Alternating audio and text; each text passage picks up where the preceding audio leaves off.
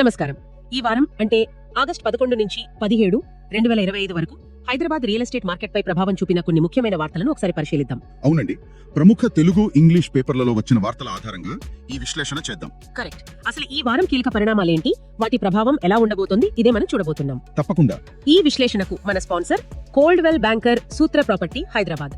ఏజెంట్లు, కొనుగోలుదారులు, ఇన్వెస్టర్లు అందరూ సరైన నిర్ణయాలు తీసుకోవడానికి ఈ సమాచారం ఉపయోగపడుతుంది అని మా నమ్మకం. అవును, ఈ వారం ముఖ్యంగా ప్రభుత్వ నిర్ణయాలు, కోర్టు తీర్పులు, ఇన్ఫ్రా ప్రాజెక్టులు, కొన్ని రెగ్యులేషన్స్, ఇలా చాలా అంశాలున్నాయి. సరే, ముందుగా ఇవాల్టి అంటే ఆగస్టు 17వ తేదీ వార్తలతో స్టార్ట్ చేద్దాం.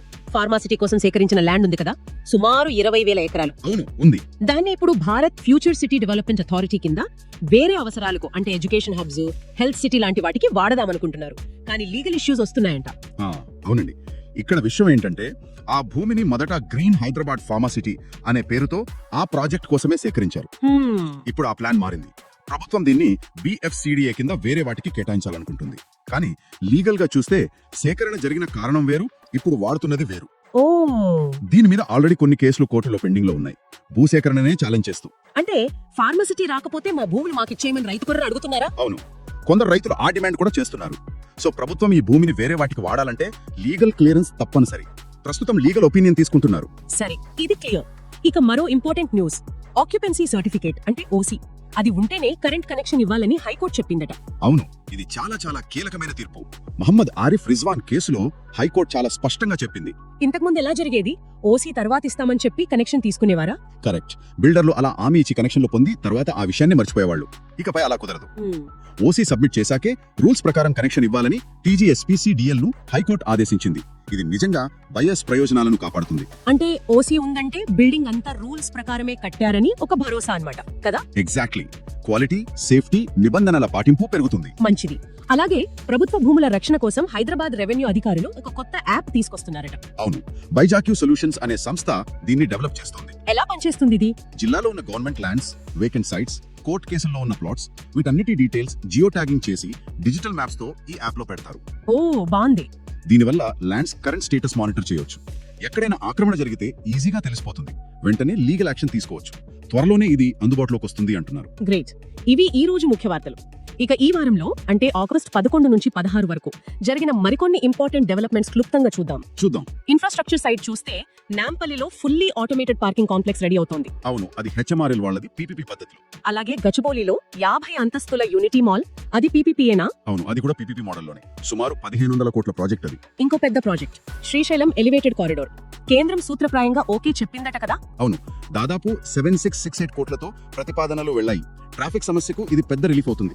ఇక రెగ్యులేటరీ విషయాలు, సికింద్రాబాద్ కంటోన్మెంట్ ఏరియాలో రోడ్డు వైడనింగ్ పై హైకోర్టు స్టే ఇచ్చింది. అవును, రాజీవ్ రహదారికి సంబంధించి 6 వారాల పాటు స్టే ఇచ్చింది.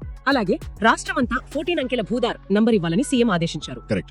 ల్యాండ్ రికార్డ్స్ లో ట్రాన్స్పరెన్సీ కోసం ఇది.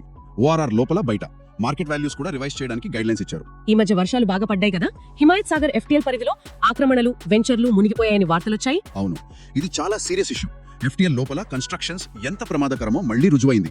గండిపేట్, నెక్నాంపూర్ చెరువుల దగ్గర కూడా ఎంక్రోచ్మెంట్స్ పై కేసులు పెట్టారు. పూజ క్రాఫ్టెడ్ హోమ్స్ పేరు కూడా వినిపించింది. అంటే లేక్ పరిసరాల్లో ప్రాపర్టీ కొనేవాళ్లు చాలా జాగ్రత్తగా ఉండాలి. తప్పకుండా.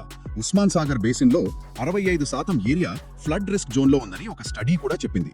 FTL పై ఒక పాలసీ డెసిషన్ తీసుకోమని హైకోర్టు కూడా ప్రభుత్వానికి సూచించింది. LRS అప్లికేషన్ల ప్రాసెస్ స్లోగా ఉందని కూడా అంటున్నారు. అవును, దాని మీద కూడా వార్తలొచ్చాయి. ఇక రేరా విషయానికొస్తే రిజిస్టర్ కాని వెంచర్ లో ప్లాట్స్ అమ్మినందుకు గూగీ ప్రాపర్టీస్ కి ఫైన్ వేశారట. అవును, 27 లక్షల ఫైన్. అంతేకాదు, కొన్న వాళ్లకి డబ్బులు వాపస్ ఇవ్వాలని కూడా ఆదేశించింది రేరా. ఇది బిల్డర్లకు ఒక వార్నింగ్ లాంటిది. హౌసింగ్ కంప్లైంట్స్ కూడా పెరుగుతున్నాయా?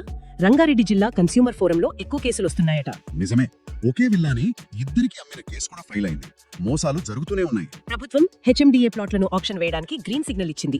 దీనిపై పబ్లిక్ కామెంట్స్ ఎలా ఉన్నాయో చూడాలి. మార్కెట్ ట్రెండ్స్ చూస్తే లగ్జరీ ఇళ్ల సేల్స్ పెరుగుతున్నాయని JLR రిపోర్ట్ చెప్తోంది. కానీ అఫోర్డబుల్ హౌసింగ్ మీద అమెరికా టారిఫ్స్ ప్రభావం ఉంటుందని అనరాక్ అంటోంది.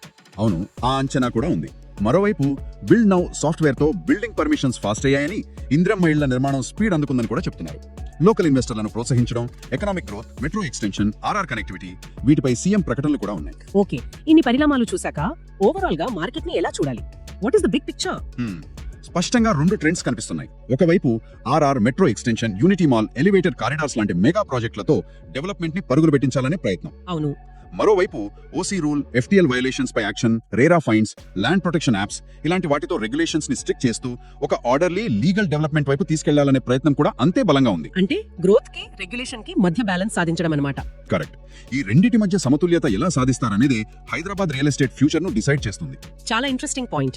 ఈ విశ్లేషణకు స్పాన్సర్ చేసిన కోల్డ్వెల్ బ్యాంకర్ సూత్ర ప్రాపర్టీ హైదరాబాద్ వారికి మరోసారి ధన్యవాదాలు. ఈ టాపిక్స్ గురించి ఇంకా డీటెయిల్ ఇన్ఫర్మేషన్ కావాలంటే మా డైలీ పాడ్కాస్ట్ వినండి లేదా మీ లోకల్ న్యూస్ పేపర్స్ చూడండి.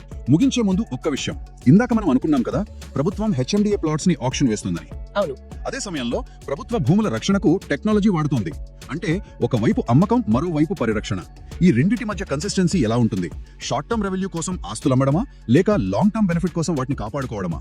ఈ బ్యాలెన్సింగ్ యాక్ట్ ని ప్రభుత్వం ఎలా చేస్తుందనేది ఆలోచించాల్సిన విషయం.